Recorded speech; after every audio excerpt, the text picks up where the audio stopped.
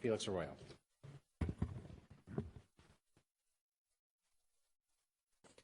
Thank you, Mr. Chairman.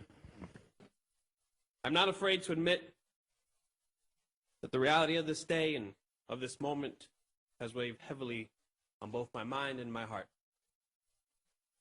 All too often in politics and in our everyday discourse, we try to define things as black and white,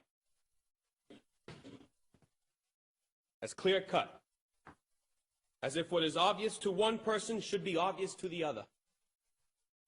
When in reality, we live in a world that is much grayer than we acknowledge. Every single person in this room has done things that we are proud of and things that we are not proud of. Every person in this room has been accused of doing wrong at least once in their life. And we all have those moments that we wish we could take back. In the end, we cannot escape our mistakes. We cannot escape our deeds. And sometimes even more troubling, we find it difficult to escape the perception of who we are. And we all know that reality does not always play a role when it comes to perception. The facts are the facts. Councilor Turner was indeed convicted of the worst crime a public official can be convicted of. And to many, that's what he's going to be remembered for. That conviction comes with many consequences, which include what many of us assume will happen today. And that is quite possibly his end at his time as a public official, which will mean I will not be able to serve out my first term with my friend and my former boss. After meeting with him yesterday, I learned that he also understands this. He has somehow found inner peace throughout this process. However, allow me to take a moment to speak about the man that I have come to know over the past 10 years of my life. As a young 20-year-old college student, he gave me the opportunity of a lifetime. He introduced me to public service, not just any type of public service, but service through organizing. The lessons I learned while in his office are still with me today.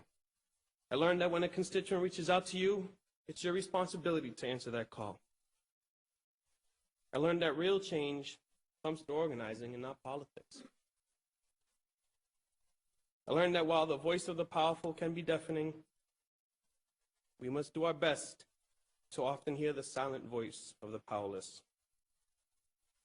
I began to believe that someone like me, a Latino kid that went to the Boston Public Schools and public university, can indeed dream of being elected in this city, my city, our city.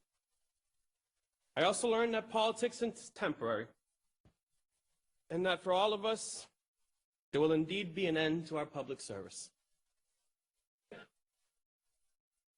I know that there are those that will see Councilor Turner as a villain, and there are those that will see him as a hero.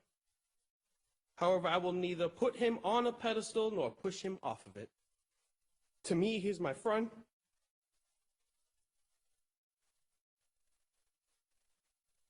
Man I've grown to love, and someone I refuse to judge. The system that we're all a part of, that we all pledge allegiance to, before we started this meeting, has already judged him. I will, however, stand here today as a city councilor. I will leave here as his friend. In the end, how I vote on the question of his expulsion has weighed heavily on me. And I realize it may cost me some friends. I will cast my vote. I will not run from my responsibility to vote. And I will live by my vote. I ask all of those watching to consider that sometimes there is no black and white. Frankly, we are usually in the gray. Thank you. Thank you.